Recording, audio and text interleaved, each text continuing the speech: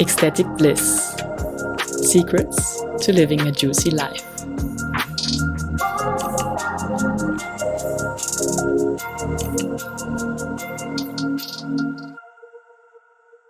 Namaste, my loves. Welcome to this episode of luxury and spirituality. I would love to talk about this topic because oftentimes I get the feeling that either you indulge into one path of luxury or one path of spirituality, and I feel we are about to merge all of it.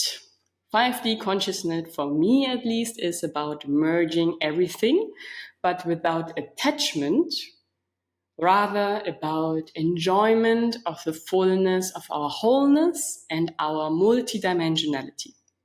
That is one part of 5D consciousness, for me at least, that we can be both very indulged into our spiritual practices and at the same time also enjoy the life of this humanness, because this is why we came here also, I feel. And this was on my path, for some time, years back, when I was thinking about all those gurus and, in a way, idols of spiritual people, who have just philosophized a lot about what is truth, what is our true nature, what is God, what is the divine, how is the universe, how was the universe created, and what are we actually? So all those deep questions, and those people, oftentimes I had the feeling at least, were people who renounced a lot of their life. They dedicated in a way their life to researching the deepest depth of existence. And that is also a path you can go. I want to say here as a disclaimer a little bit in the beginning that actually, just a reminder, everyone's path is different. So there is also a way of non-judging anyone, whichever path that person wants to take. Because spirituality, the spiritual path, can look for and will look for everyone different. There are those, what I was just about to talk about, there are those just going to the mountains, leaving all their life back and isolate themselves, being hermit-like in caves or ashrams or wherever they feel they get peace and solitude to go inwards and reflect and then come out with their realizations, or just stay where they are without mingling again into society. And there are those going more into what we see nowadays actually a lot, soulpreneurship, really getting out with a message on social media, on also in real life, obviously, but making, in a way, a soul business out of spiritual concepts of helping people living a better life, living a healthier life, living a more profound and fulfilled life. And also those merging it. And sometimes actually it's also that we may living through a phase of more indulgence into material things, about what a lot actually classify as luxury, being, I don't know, in a 5-star hotel, having all the food you want, going to events that really, where the VIPs of existence are a little bit exaggerated, but you get what I mean. And then there are phases maybe where you really have like, I don't really want to possess so much, and it really feels like clinging on to me. So there are phases and fluctuations, obviously, in life. And the path is always about balance. Because when we deny one aspect of life, of ourselves, we can never become whole. We can never fully live our true potential. That's my perspective, at least. So it's not about denying or blaming anything, not pushing something away, resisting anything. but finding your smooth way through it, however it presents itself through you. Because luxury actually also means a lot of things to a lot of people.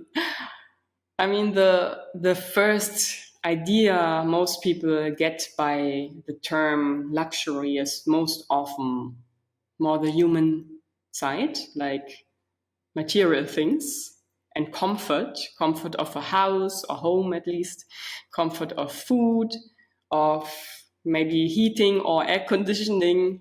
Yeah, all those comfort things are luxury. And anything on top, like going shopping, going on holiday, is for a lot of people luxury. And obviously, the more you have a certain standard, the more, maybe you crave for even higher luxury. Let's say it like this. And money has also a big role into this way of thinking. If we see luxury on a more broader perspective, we can also say luxury is internal. I mean, it's both internal and external, but there's an added component of internal luxury, which is intelligence, which is mindfulness, which is peace, which is non-duality, non-judgment, all those moral things, ethics, how you treat people, how you treat yourself, how you love yourself, all those qualities inside of you are also in a way luxury, because some people actually have so much focus on, because they have to, of getting food, just about getting food. And then they don't actually have the capacity often to dive so deep into their own existence and being. And that's at least the concept of Maslow's pyramid, if you know that the basic needs have to be met to ascend into higher pursuits. Yes, I won't agree totally with it, because sometimes it's even also those people who live on the street have a lot of time to reflect and observe people, and they most often have a very good understanding, if they don't drown themselves in any drugs or alcohol, which is also a drug for me. They have a very good understanding of human behavior, because they observe people. Yeah, and they have in a way also they need a strength, internal strength, to, for example, ask for money, or to sit there and being watched or being judged. Yes. So luxury in general can look very, very different, and has an external component and an internal component.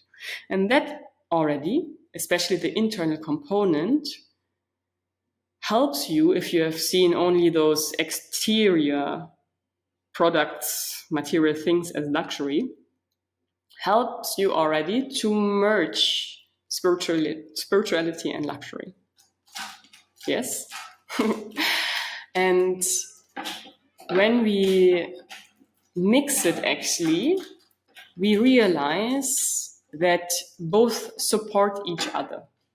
Both support each other by being, in a way, dedicated to your practice, will bring you more luxury into your life, more fulfillment also, because luxury for me is also fulfillment, fulfilled on all levels. The bliss state, the ecstatic bliss state, is actually a luxurious state, because not a lot of people get there, and not a lot of people stay there constantly. Would maybe also be, in a way, I don't know, maybe it would be also quite, I wouldn't want to judge it now, so let's leave it like this. So ecstatic bliss is for me a very luxurious state of being. And if you, I was a little bit distracted by my cat, probably you heard it scratching, which reminds me on my own focus and my own balance and centeredness. So luxury and spirituality support each other.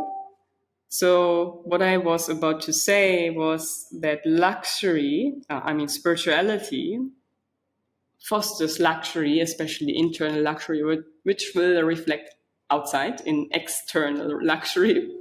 And if you focus on luxury, maybe that points back to you internally, this interaction.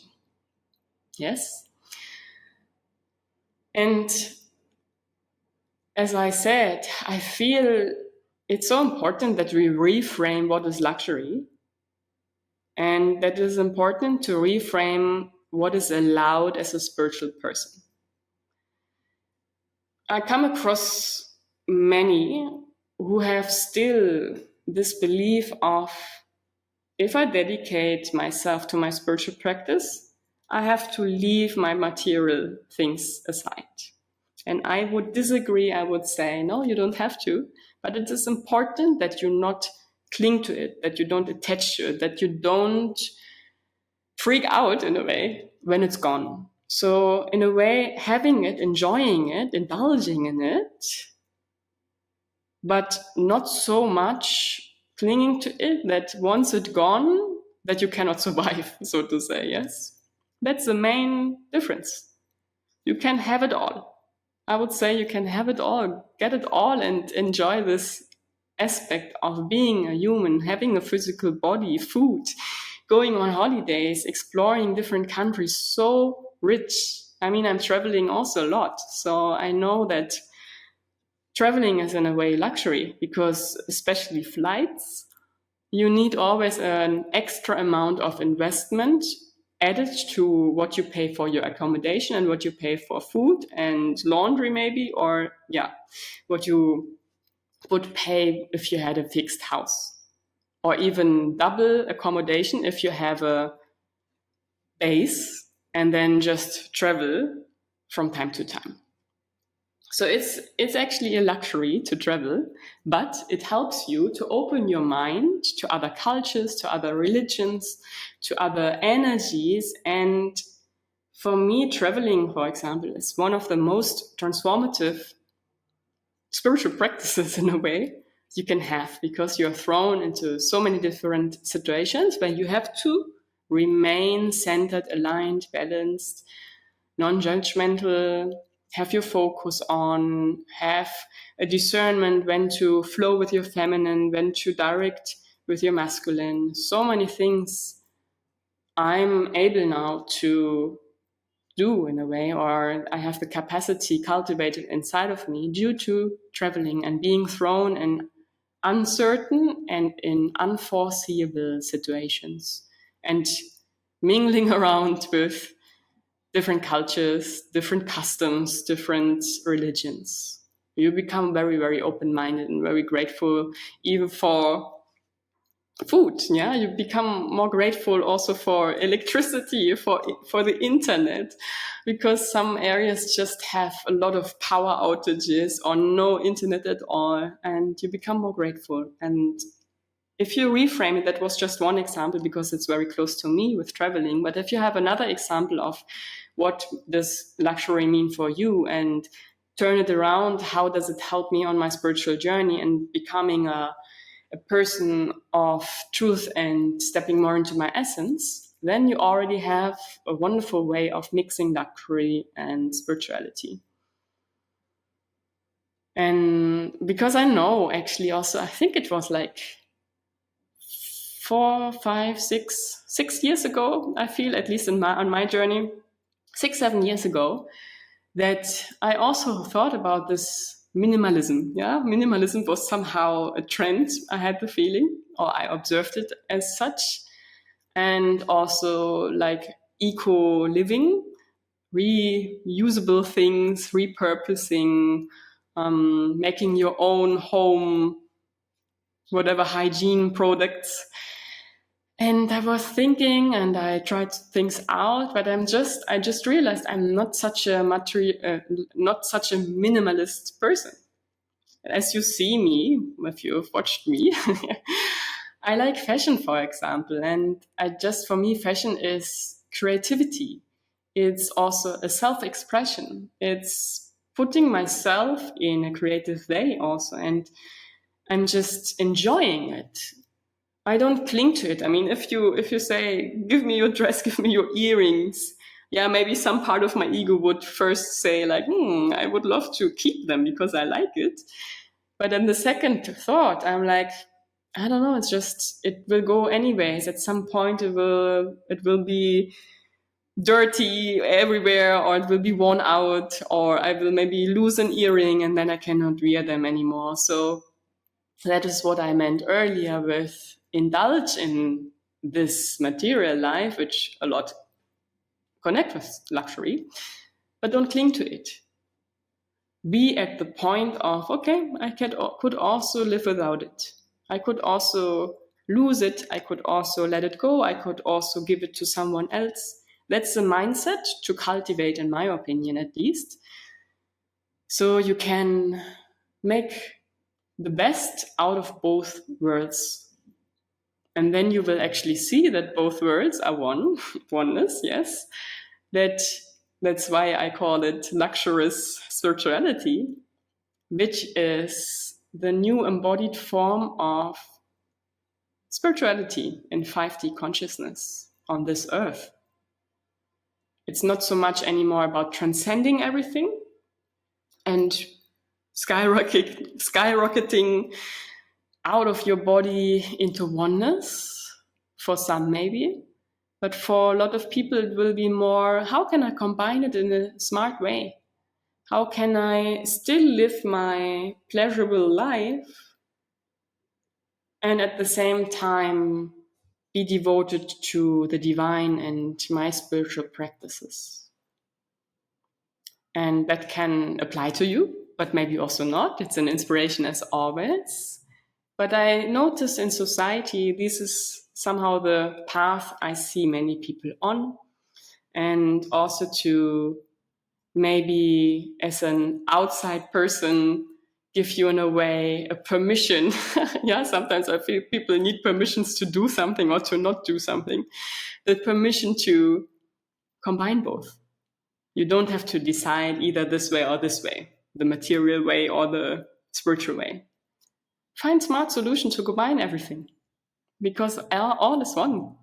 And then I feel we are more an integrated, both spiritual and human being.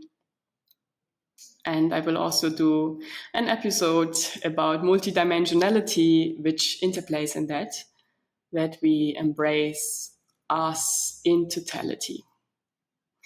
All right, then maybe you take the chance to reflect on this topic about yourself. What is for you personally luxury, considering your external and the external and internal world? And what does spirituality mean for you at the moment? I mean, that's always a moment to moment truth that can also change over time. And then see, maybe now is the phase. I just want to enjoy material things. I just want to enjoy shopping. I just want to enjoy decorating my house, going on trips and events. Maybe it's more a phase in your life where like, I'm so fed up with this material societal things. So maybe I'm going on a solo journey to travel the world and find who I am, truly, who I am. What do I want? What came I here for? Or maybe you're on that journey. I want to have best of both worlds. So here's your invitation, your allowance to whatever you feel is your truth. Go for it, please. Because it's your life, it's your path, it's individual, always and always again, remind yourself. And there is no this way or this way, because I feel a lot also spiritual people say, this is the way to do it, this is the way to go. And I'm completely off that, because there are many philosophies, and I've dived into many, all point back to the same anyways. Love, divine truth, your divine essence. So that's it all about, and everything else circulates around it. Sometimes we get off track, then we circulate again into the track. And that's the journey. All right. All the best for your self-reflection. And I hope to see you next time here on YouTube, or if you listen to it on any other platform, then in Spotify, Apple Podcasts, Amazon, wherever you watch it or listen it. Thank you so much, and namaste.